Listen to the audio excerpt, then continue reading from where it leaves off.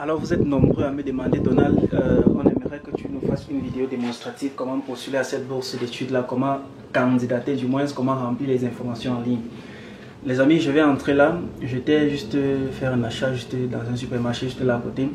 Je vais entrer, je vais allumer ma machine, je vais faire un partage d'écran. Ensemble, nous allons découvrir en fait quelles sont les différentes étapes à prendre pour pouvoir remplir ces informations. Oh, il fait froid, hein? Merci. Alors, je suppose que vous allez suivre la vidéo jusqu'à la fin. Si vous avez des questions, n'hésitez pas surtout de les mentionner en commentaire. Si vous êtes nouveau sur cette chaîne, je fais généralement du partage de contenu concernant les études à l'étranger, des bourses d'études internationales et je parle aussi de l'entrepreneuriat jeune. Alors, si cette thématique t'intéresse, n'hésite pas surtout de t'abonner et d'activer la cloche de notification pour ne rater aucune de mes publications. Et sur ce, on se dit générique.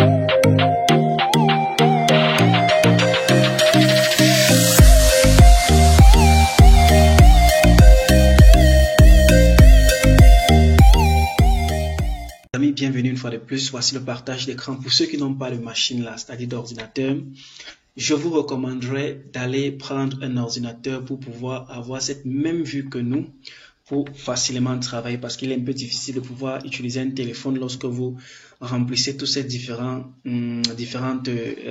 parties dans ce site officiel. Alors, sans toutefois perdre de temps, nous allons aller. Vous voyez ici, vous avez les différentes possibilités, les différentes offres de bourse d'études. Nous avons licence ici qui va du 10 au 20. Nous avons master qui va du 10 au 20. Nous avons doctorat qui va du 10 au 20. Et enfin, nous avons recherche qui a déjà été lancé depuis le 3 janvier pour le 30 mars. Donc, lorsque vous voulez poser votre candidature, assurez-vous que vous ayez rempli toutes ces rubriques-ci et que ce petit pouce, ces deux crochets-ci, bleus, si s'affiche. Quand cela s'affiche, ça montre que vous avez fini avec cette partie-ci. Donc, on va y aller, parce que si vous essayez de poser votre candidature, ici, ils vont vous demander d'aller ajouter d'abord des informations vous concernant avant de venir poser votre candidature. Donc, comme première étape, nous avons ici renseignements personnels. Au niveau des renseignements personnels, qu'est-ce qu'il faut mettre à l'intérieur? Comment est-ce que vous pouvez remplir ça? Premièrement, les amis, je parlerai de la photo. Rassurez-vous que vous ayez une photo propre qui entre ici pour qu'on puisse voir que vous êtes un candidat sérieux. En plus, lorsque vous voulez remplir les informations, comment est-ce que vous pouvez faire cela? Vous cliquez juste sur éditer. Lorsque vous cliquez sur éditer, à ce niveau-ci, vous écrivez votre nom comme dans votre carte nationale d'identification. Si vous postulez avec votre carte nationale d'identification, vous écrivez votre prénom de même que votre carte nationale d'identification, votre sexe si vous êtes masculin ou féminin, votre état civil, si vous êtes célibataire, divorcé ou marié, votre date de naissance, vous avez déjà rempli la date de naissance, du moins vous pouvez toujours peut-être modifier cela ici. Vous pouvez modifier votre date de naissance, assurez-vous que ce soit la même date de naissance qui soit dans votre document d'identification. Alors le document d'identification, quels sont les deux documents d'identification possibles? Vous pouvez choisir votre passeport si vous avez déjà un passeport. Si vous n'avez pas de passeport, vous mettez Identity Card, votre carte nationale d'identité. Ou votre permis de conduire, vous pouvez mettre cela ici à l'intérieur parce que en général les pièces d'identification comme le permis de conduire, la carte nationale d'identification contiennent des informations préliminaires telles que notre nom, notre âge, notre sexe, notre taille et bien d'autres informations préliminaires nous concernant. Donc lorsque vous finissez ici, vous remplissez le numéro de carte nationale d'identité, par exemple si c'est WE 1, 2, 3, 4, 5. Et ici, vous vous assurez que vous puissiez mettre cette carte nationale d'identification là en ligne. Donc, lorsque vous cliquez ici, là, vous voyez, vous pouvez attacher cela, télécharger cela. Donc, assurez-vous que ce soit dans votre machine pour que vous puissiez juste l'upload en ligne, donc le télécharger en ligne. Assurez-vous que le PDF scanné de votre carte nationale d'identification soit propre et clair, bien visible. Alors, lorsque vous finissez cette partie, si vous descendez ici, là, au niveau de l'appartenance religieuse, ces champs ne sont pas obligatoires. Les informations dont vous fournissez ici ne sont pas partagées avec les tiers ou les organisations et n'ont absolument aucun effet sur votre candidature. Donc, pour ceux-là qui se disent que moi je suis chrétien, la Turquie est un pays en majorité musulmane, est-ce qu'on va me prendre? Non, non, non, non. Ils disent que même si tu es bouddhiste, ils ne regardent pas ça. Ça n'affectera pas ta candidature. C'est juste pour avoir une information de ta personnalité. Donc, tu peux choisir ton appartenance religieuse ici. Si tu es chrétien, tu choisis chrétien. Si tu es bouddhiste, tu choisis bouddhiste. quelle que soit ton appartenance religieuse, tu choisis cela ici. Handicapé, si tu l'es, tu mentionnes ici peut-être si tu es handicapé chronique, si tu as perte d'audition ou de vision et de cécité. Les amis, s'il vous plaît, ne venez pas ici mentir si vous êtes souffrant. Si vous avez un handicap, mentionnez-le ici. Comme ça, parce que c'est ça qui va constituer votre dossier jusqu'à votre arrivée ici en Turquie. Parce que si on vous donne la bourse et que vous arrivez ici en Turquie, vous faites savoir que vous êtes handicapé, on va vous dire que ben, vous êtes un menteur, vous n'avez pas fourni des informations propres dans le système. Alors, au niveau de l'énicité, vous choisissez ici. Si vous êtes, quelle que soit votre ethnie, vous choisissez cela ici. Il y a plusieurs ethnies de par le monde. Vous regardez si vous avez votre ethnie ici. Ils disent du moins que c'est pas obligatoire. Donc, lorsque vous finissez, les amis, vous enregistrez ici, là. Bien sûr, quand vous voulez enregistrer ici, c'est que vous n'avez pas rempli toutes les informations. Il doit vous dire le nombre de champs obligatoires à remplir. Dans la page est de 2. Donc, ça veut dire qu'il reste 2 champs qui sont obligatoirement nécessaires pour pouvoir évoluer. Bon, comme nous, c'est un tuto, on ne doit pas mettre d'informations. Là, on va juste évoluer. Donc, si vous finissez de remplir cette partie-ci et que vous constatez que le bouton s'il ne change pas, ça veut dire qu'il y a des informations qui manquent ici, là. Vous pouvez du moins sortir, si vous n'avez pas encore peut-être votre pièce d'identité scannée, vous pouvez sortir de là, vous partez dans la rubrique numéro 2. Ici, dans cette partie-ci, information sur la famille, vous devez mettre le nom de votre mère, le nom de votre père, le nom de votre nombre de sœurs ou de frères, nombre de sœurs et de frères. Si par exemple dans votre famille vous êtes 5, vous êtes 10, vous êtes 2, tu es seul, tu mets 0. Si tu es seul, tu mets 0. Si vous êtes 3, tu mets 4, ainsi de suite. Ça dépend du nombre d'enfants dans votre famille. Ici, votre mère est-elle vivante? Si votre mère est vivante, vous mettez oui. Si elle n'est plus vivante, vous mettez non. Si elle travaille, votre mère travaille-t-elle? Vous cochez ici. Et quand vous cochez cette partie-ci, vous devez fournir les informations concernant son travail, l'entreprise dans laquelle elle est employée, ou l'organisation dans laquelle elle est employée, la position qu'elle occupe dans cette agence-là, dans cette entreprise-là, et la profession. Est-ce qu'elle est académicienne, est-ce qu'elle est chauffeur, est-ce qu'elle est chercheur, est-ce qu'elle est bureaucrate, chômeur, ou quoi que ce soit. Vous sélectionnez cela dans la liste proposée ici, là. Le prénom du père, le prénom de votre père, vous mentionnez le prénom de votre père ici, là. Si votre père n'a pas de prénom, ne mettez pas juste cela. Est-ce qu'il est vivant? Oui. Avec ces informations, est-ce qu'il travaille? Pareillement que pour la mère, vous remplissez, vous cochez travail. Vous remplissez les informations concernant l'entreprise dans laquelle votre père travaille et la position qu'il occupe dans cette entreprise-là. L'état civil, c'est de savoir s'ils sont mariés ou divorcés. Le revenu mensuel de vos parents, il faut juste totaliser le revenu mensuel de votre papa ou de votre maman. Vous convertissez cela en dollars et vous dites la somme ici. En général, en Afrique, les revenus mensuels peuvent aller jusqu'à, disons, peut-être $250 ou $500. Donc, vous cochez peut-être entre 250 et $500. Assurez-vous que vous puissiez faire la conversion. Je rappelle une fois de plus, les amis, les informations que vous devez fournir dans ce système doivent être véridiques. N'allez pas mettre $50 parce que vous voulez que l'organisme ait pitié de vous pour vous offrir cette bourse-là. Il n'offre pas la bourse en fonction de votre pitié ou de le désespoir que vous me présentez. Donc, assurez-vous que les informations que vous puissiez mettre dans le système-ci puissent être des informations véridiques parce que ce sont ces informations-là qui vont aller avec vous jusqu'à votre obtention de la bourse ici en Turquie, jusqu'à votre finition d'éducation ici en Turquie. Donc, assurez-vous de ne pas commettre cette erreur-là. Lorsque vous finissez, vous enregistrez. Quand vous allez vouloir enregistrer, si c'est que vous n'avez pas rempli les informations, ça doit vous rappeler qu'attention, le nombre de champs obligatoires remplis de la page est de 8. Assurez-vous de remplir complètement et correctement toutes les informations. Donc nous, comme c'est un tuto, comme une fois de plus, on va sauter cette partie-ci. N'oubliez pas surtout d'enregistrer les amis une fois de plus. On va sauter cette partie-ci. Dans ce champ-ci, concernant les détails de contact, vous devez mettre les détails de votre contact, comment faire pour vous joindre. Votre pays, vous devez choisir votre pays ici, là. Si vous êtes par exemple Zambie, en Zambie, on va prendre Zambie. Le code téléphonique de la Zambie est de 260 plus 260. La ville dans laquelle vous êtes, vous choisissez votre ville ici, là. Vous choisissez quelle que soit la ville de Zambie, vous choisissez ici, là. Si vous êtes par exemple, vous prenez un autre pays. Prenons un autre pays. Si vous êtes par exemple au Niger, prenons le Niger. Le code téléphonique du Niger, c'est 227. Votre pays, votre ville au Niger, si vous êtes par exemple Niamey, Où est-ce que cette capitale se trouve ici, là? Voici ça, Niamey. On prend Niamey. Le code postal, s'il en existe un code postal de votre pays, vous mettez ici, là. De votre adresse, vous mettez ici, là. La rue, vous mettez ça. Le numéro de bâtiment, le numéro de porte, vous mettez cela. Le numéro de votre porte peut être 12. Le numéro du bâtiment peut être 01. Le numéro de la rue peut être 12. Comment on dit, bar. 12 bar.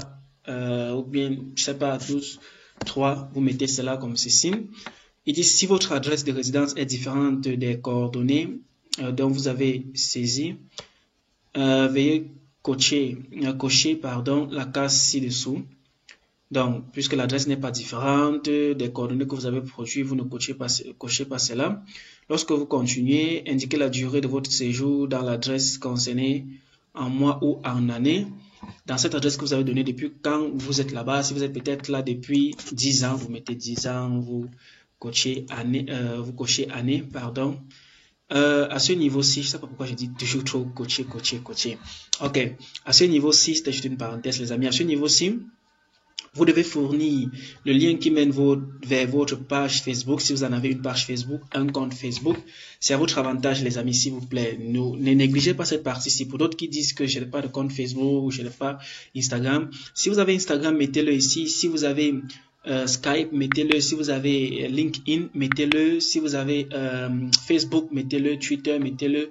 C'est à votre avantage. Si vous avez même un site web, mettez-le ici. C'est à votre avantage. Ils verront par là que vous êtes beaucoup plus interactif de manière sociale. Donc, pour mettre pour mettre le lien de votre compte Facebook, quand vous cliquez ici là, regardez ce qui s'affiche. Vous voyez ce lien qu'ils ont copié ici là. Donc, pareillement, vous partez juste saisir. Si votre nom, par exemple, c'est compte Facebook, c'est Bourse Mania, on va mettre pour nous, en lettres minuscules, bien sûr, Bourse Mania.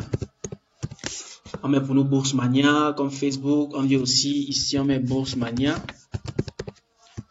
Et assurez-vous que le lien que vous mettiez ici, si vous voulez tester cela, vous copiez, vous partez coller cela dans un navigateur. Vous voyez si ça ouvre exactement votre page ou votre compte Facebook ou Twitter.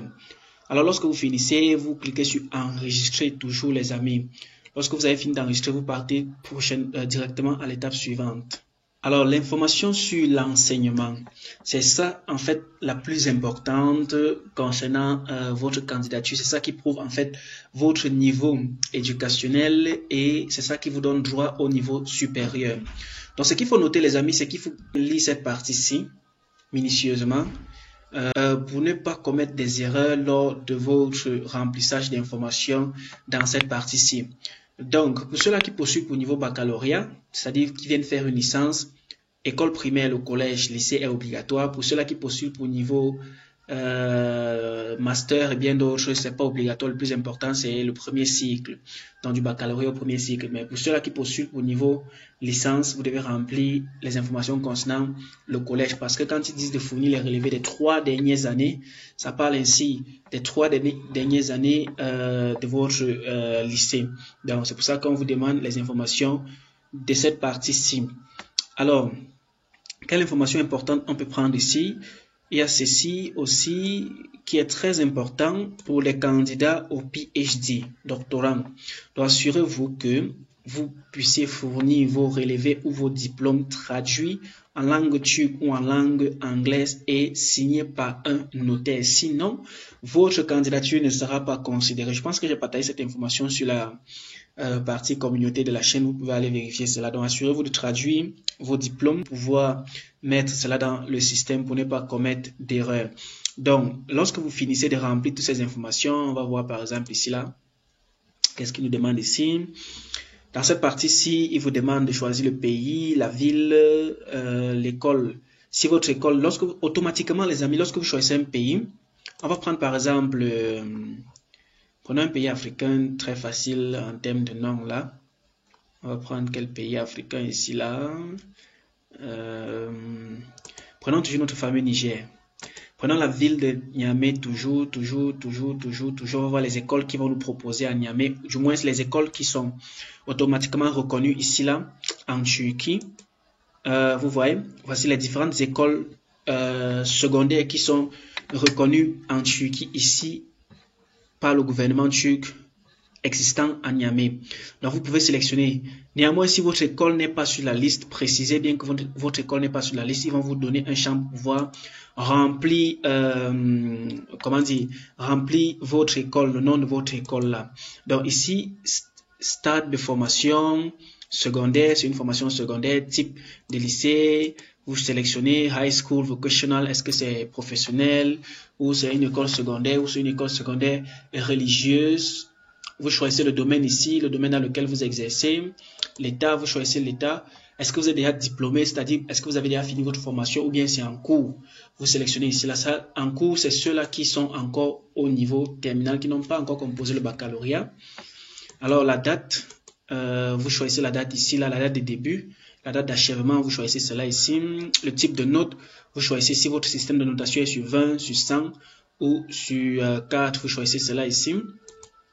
Les notes, vous mettez la note ici et vous choisissez la notation dans cette partie-ci. Alors dans cette rubrique, si vous allez mettre vos diplômes, relevés de notes, le diplôme que vous avez eu, vous le mettez ici, là, le relevé de notes que vous avez eu, vous le mettez ici, là, le relevé de notes de cette formation pour le lycée, vous les mettez à ce niveau-ci. Donc assurez-vous de bien les remplir. Avez-vous obtenu un classement? Pour vous là qui avez obtenu des mentions très bien et qui avez eu des meilleurs classements nationaux, vous mentionnez juste ici, ça peut jouer en votre faveur. Si par exemple vous avez été le premier national de l'examen du baccalauréat de votre pays, n'oubliez pas de le mettre cela dans le système parce que ça pourrait jouer à votre faveur. Alors si ils disent ici expérience dans un autre pays, si votre pays d'enseignement que vous avez entrée diffère de votre nationalité, veuillez expliquer pourquoi avez-vous choisi ce pays pour étudier. Donc, si vous avez obtenu peut-être votre diplôme dans un autre pays et que vous avez continué dans un autre pays, expliquez juste là que vous avez déménagé dans ce pays-ci, peut-être parce que votre famille est partie dans ce pays-là, peut-être parce que vous aimiez ce pays-là, ainsi de suite. Et lorsque vous finissez, n'oubliez pas toujours d'enregistrer, les amis, c'est très important. N'oubliez pas toujours d'enregistrer. Alors, en ce qui concerne la partie concernant les informations sur la langue, à ce niveau, si vous choisissez juste votre langue maternelle, si vous êtes peut-être né dans un pays dans lequel la langue maternelle était, disons, le haïtien, vous choisissez cela ici, là, vous enregistrez, n'oubliez pas surtout d'enregistrer cela ici. Autre langue, si vous connaissez d'autres langues, vous choisissez cela ici, là, la langue que vous connaissez, si peut-être au-delà du haïtien, vous connaissez l'anglais, vous choisissez cela.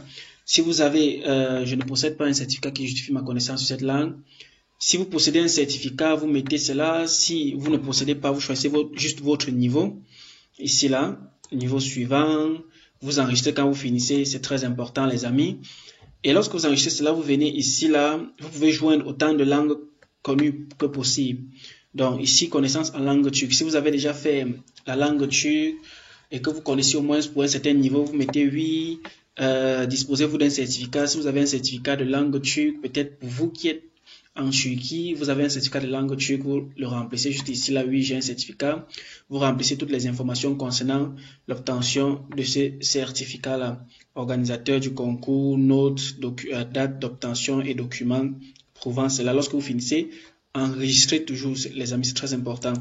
Expérience professionnelle.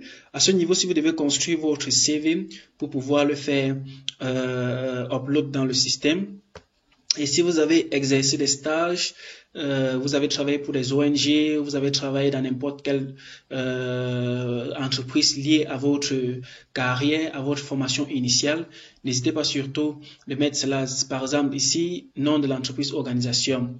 J'ai fait un stage, je fais un stage, vous cochez ici, là, lorsque vous cochez ici, là, vous mettez juste le nom de l'entreprise, l'objet du stage, la durée du stage. Vous joignez les documents ici, là, à ce niveau-ci. Votre CV, c'est à ce niveau-ci que l'équipe Elder au Japon intervient, les amis. Donc, vous là qui dites que le coaching est réellement coûteux, c'est pas grave. Si vous pouvez construire un CV solide, pour le mettre dans le système, c'est super. Construisez le CV, mettez-le dans le système. Assurez-vous que le CV soit bien propre. À ce niveau-ci, si vous avez des attestations de fin de formation obtenues de votre entreprise, vous les mettez aussi dans le système. Donc, lorsque vous finissez de remplir toutes ces informations concernant l'expérience professionnelle, vous enregistrez cela. Lorsqu'on continue, qualification académique, lorsque vous venez ici, là, si vous avez des examens internationaux comme le SAT, le ALEX, le GMAT, le GRE, Vous pouvez les joindre ici dans le système, concours, notes, pays, date du concours, pièce justificative. La pièce justificative, c'est un scan de ce document-là. Lorsque vous finissez, venons à cette partie-ci qui est très importante aussi, les amis, l'activité sociale. Si vous avez travaillé avec une organisation non gouvernementale, avec votre gouvernement, vous avez participé à des interactions intersociales avec des jeunes de votre communauté, dans votre village, vous avez participé à un projet, et qu'à la fin de cela, vous avez obtenu un certificat de participation ou de fin de formation, c'est là où vous devez jouer. Mettez cela ici, dans cette rubrique-ci, les amis, c'est très important.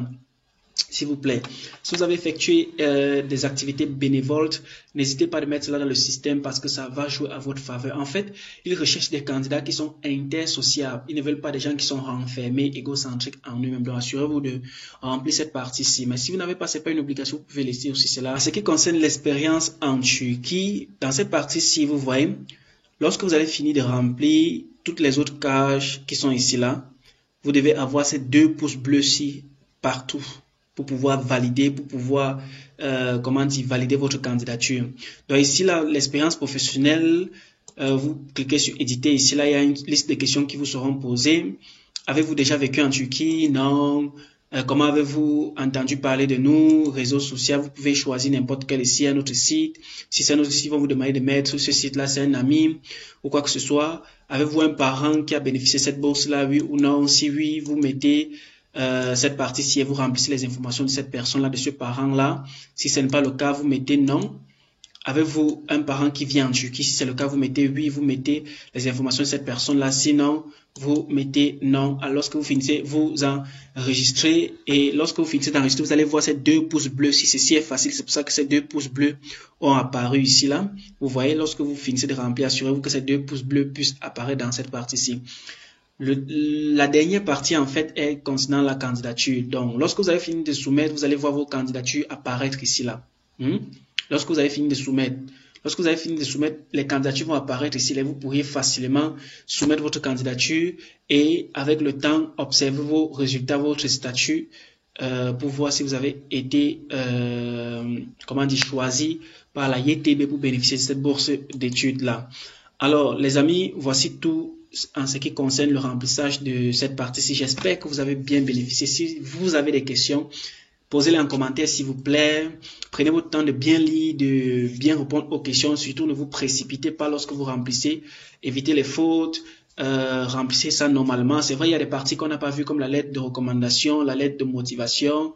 Ces parties-là sont généralement débloquées lorsque vous remplissez tous les documents qui sont nécessaires et lorsque vous choisissez votre université. C'est en ce moment-là que ces parties-là sont accessibles. Donc, assurez-vous que votre lettre de recommandation et votre lettre de motivation soient bien faites.